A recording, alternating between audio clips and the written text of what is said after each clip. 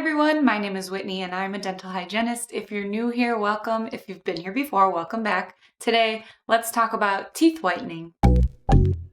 So you want whiter teeth. It's a trend that's been around for a long while. I get it. Let's talk about the 3 steps you need to take in order to properly and safely whiten your teeth. Step 1. Make sure you're a teeth whitening candidate. You are not a teeth whitening candidate if you are currently pregnant or nursing, under 18 years old, undergoing chemo or radiation, using photosensitive drugs, diagnosed with melanoma, have cracked enamel, carious lesions, cervical abrasion, and/or dentinogenesis imperfecta or ameliogenesis imperfecta. You may or may not be a candidate if you have anterior fillings and/or veneers, internal staining, such as tetracycline staining, or fluorosis. So that is step 1. Find out if you're a candidate, which entails asking your dentist or dental hygienist. It's also recommended and always best to have your teeth professionally cleaned before you whiten your teeth. If you get routine cleanings every 6 months, you're probably fine. But if you have not had a professional dental cleaning and exam in a while, you need to do that before you consider whitening. Step 2, decide how much time and how much money you want to spend. So the most expensive whitening treatments,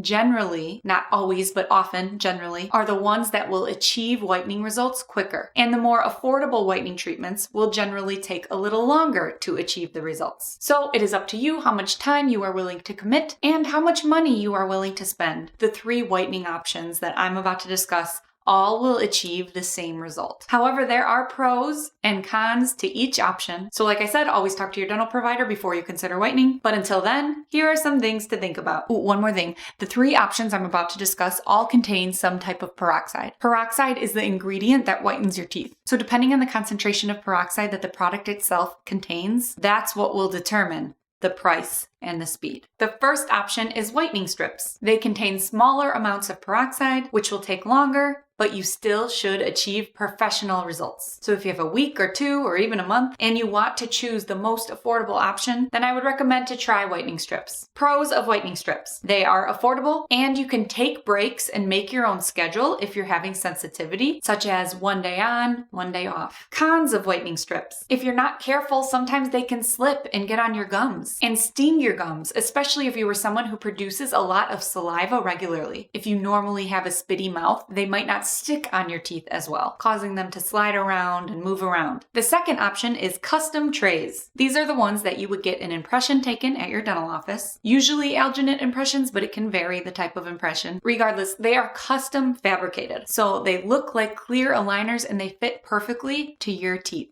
to your dentition. They are usually moderately priced, but they can last for a very long time, maybe even forever if you take care of them. And then whenever you want to whiten, you purchase the whitening product to go into them. This whitening product is available to purchase at your dental office. So if you're interested, ask what they have, and depending on the type of product they offer, they'll let you know the amount of peroxide and how long it will take to achieve the results you want. It can be anywhere from a couple weeks to a month. Cons of whitening trays. Price. They can be more expensive than strips and less convenient because you can't just go to the store to buy them. You need to have your dental trays fitted and fabricated by a dental professional. Pros of custom whitening trays. They are known to be the least reported in causing sensitivity, generally because they fit your teeth perfectly and it's less likely that the whitening product will touch your gums. And lots of custom whitening material is made from carbamide peroxide instead of hydrogen peroxide, and a lot of them contain potassium nitrate. You don't have to remember all of that, but what it means is a lot of them contain the ingredients that help reduce tooth sensitivity. And also with these, just like strips, you can make your own routine at home and take them on and off as needed. And lastly, the third option is in-office whitening. This will be the quickest and you will be in and out in 1 dental appointment. Sometimes 2 depending on the treatment, but you'll be in and out with the whitening results you want. So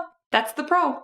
It's quick. However, the cons are that this is generally the most expensive option and it commonly has the most sensitivity upon use. In-office whitening solutions are much stronger than the at-home products because they work fast. In addition, they sometimes use heat, light, or a combination of the 2 to intensify your whitening process. So that's definitely something to consider if you've ever had or you're currently having sensitive teeth. Again, please remember that you will achieve the same results no matter which option you choose. So choose wisely depending on your level of commitment and how much money you have, and if your teeth are sensitive or not. I can't stress enough to talk with your dental provider before you make a decision because they can help guide you in the right direction and let you know the best option for your individual mouth. And before I go, something important to note for all whitening products is if you lose the directions from the product you are using, do not, and I repeat, do not, read someone else's directions from another box. There are multiple concentrations for each product that all require a different amount of time for them to sit on your teeth. And some products use carbamide peroxide instead of hydrogen peroxide, and the conversion of the percentage of peroxide, if it's a different type of peroxide, with the amount of time on your teeth does not transfer over between the two types. So if you're using 35% carbamide peroxide, it would be about 12% hydrogen peroxide because it's divided by 3. My point is follow your directions on your box. I actually have a whole video about that, which I will link below if you want to learn more. Also on my website, teethtalkgirl.com, I have a list of popular whitening products with the type and amount of peroxide and the amount of time they should be left on your teeth, which I will link below as well. I hope this video helped you. Please like and subscribe if it did. And if you want more teeth talk, you can visit my website, teethtalkgirl.com, where I have more articles and videos about healthy mouths and healthy teeth. Peace, love, and teeth.